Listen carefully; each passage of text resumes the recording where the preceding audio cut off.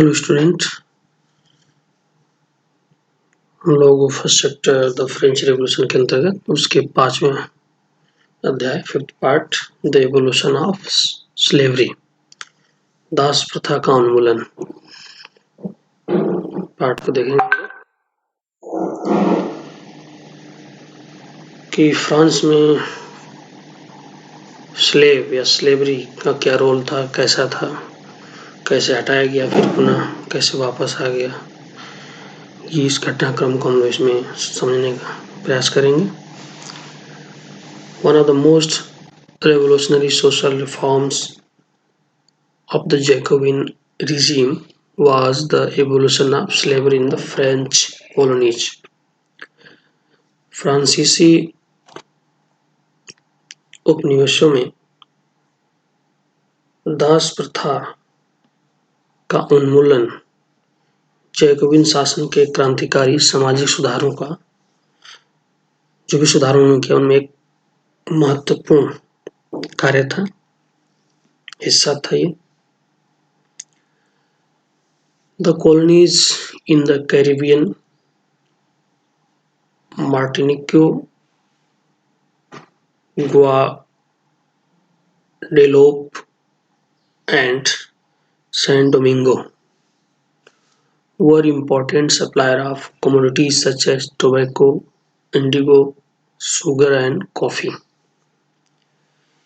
ये जो कैरिबियन उपनिवेश थे, मार्टिनिक, ग्वाडेलोप और सैन डोमिंगो, यहाँ से तंबाकू,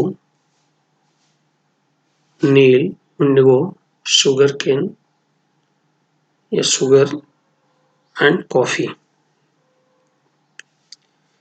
जैसी वस्तुओं की ये सभी महत्वपूर्ण आपूर्तिकर्ता थे जो यूरोप में जाता था। But the reluctance of European to go and work in distant and unfamiliar land meant a shortage of labor on the plantations. अपरिचित एवं दूर देश जाने और काम करने के प्रति यूरोपियों की अनिच्छा का मतलब था बागानों में श्रम की कमी, मजदूरों की कमी हो जाना, क्योंकि यूरोपीय दूर इन कॉलोनी में जाना पसंद नहीं करते थे, वहां से दूरी भी ज्यादा थी। इसका समाधान क्या निकाला गया? So this was met by a triangular slave trade between Europe, Africa and America.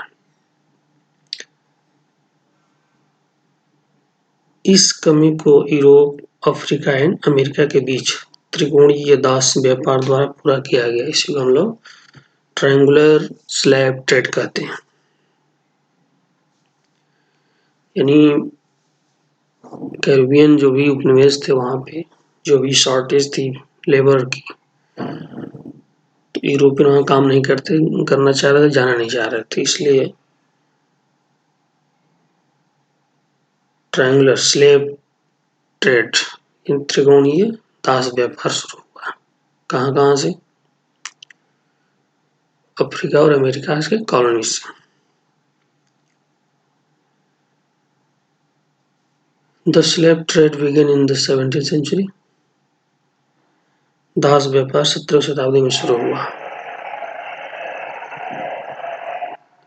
French merchants sailed from the port of Bordeaux or Nantes to the African coast where they bought slaves from local chieftains.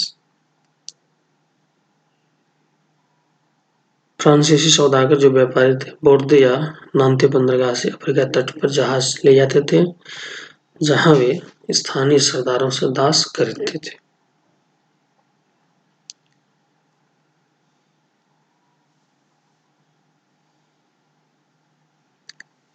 Branded and shackled, the slaves were packed tightly into ship for the 3-month-long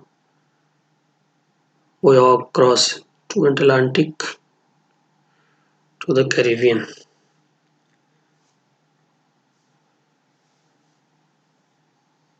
दासों को दाग कर एवं हथकड़ियाँ डालकर Atlantic महासागर के पार कैरिबियाई देशों तक 3 माह की लंबी समुद्री यात्रा के लिए जहाजों में ठूस दिया था, जहां उन्हें बगान मालिकों को बेच दिया जाता था। The exploitation of slave labor made it possible to meet the growing demand in European market for sugar, coffee and indigo. दास श्रम के बल पर यूरोपीय बाजारों में चीनी, कॉफी एवं नील की बढ़ती मांग को पूरा करना संभव हुआ। Port cities like Bordeaux and Nantes earned their economic prosperity to the flourished slave trade. बोर्दे और नान्ते जैसे बंदरगाह फलते फूलते दास व्यापार के कारण ही समृद्ध नगर बन गए।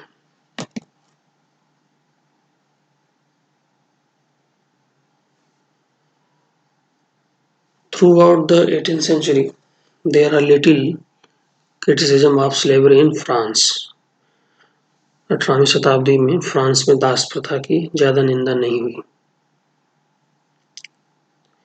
National Assembly held long debate about whether the rights of men should be extended to all French subjects including those in the colonies. National assembly में लंबी बहस हुई कि व्यक्ति के मूल अधिकार उपनिवेशों में रहने वाली प्रजा सहित सब फ्रांसीसी राज्य में रहने वाली प्रजा को प्रदान किए जाएं या नहीं। But it did not pass any laws, fearing opposition from businessmen whose incomes depend on the slave trade. परंतु दास व्यापार पर निर्भर व्यापारियों के विरोध के भय से नेशनल असेंबली में कोई कानून पारित नहीं किया गया।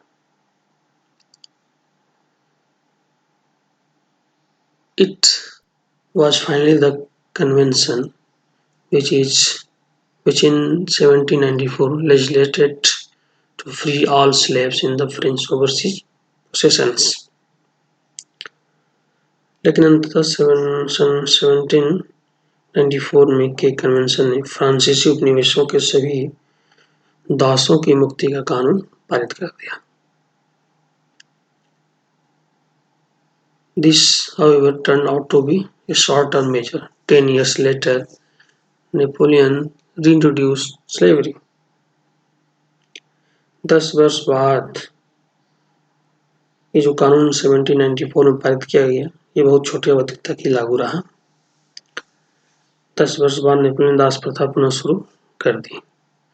Plantation owners understood their freedom including the right to enslave African Negroes in pursuit of their economic interests. बागान मालिकों को अपने आर्थिक हित साधने के लिए अफ्रीकी निग्रोज लोगों को गुलाम बनाने की स्वतंत्रता मिल गई। Slavery was finally abolished in French colony in 1848. फ्रांसीसी उपनिवेशों से अंतिम रूप से दास प्रथा का उन्मूलन 1848 में किया गया। ये आप पिक्चर देख सकते हैं जिसमें यह है 1794 का है, जिसमें दासों के जो स्लेवरी के लिए मुक्त किया गया है, दासों को मुक्त कर दिया गया। सबसे ऊपर लिखा हुआ है द राइट्स ऑफ मैन और नीचे द फ्रीडम ऑफ द अनफ्री, गुलामों की मुक्ति। तो ये घटनाक्रम था evolution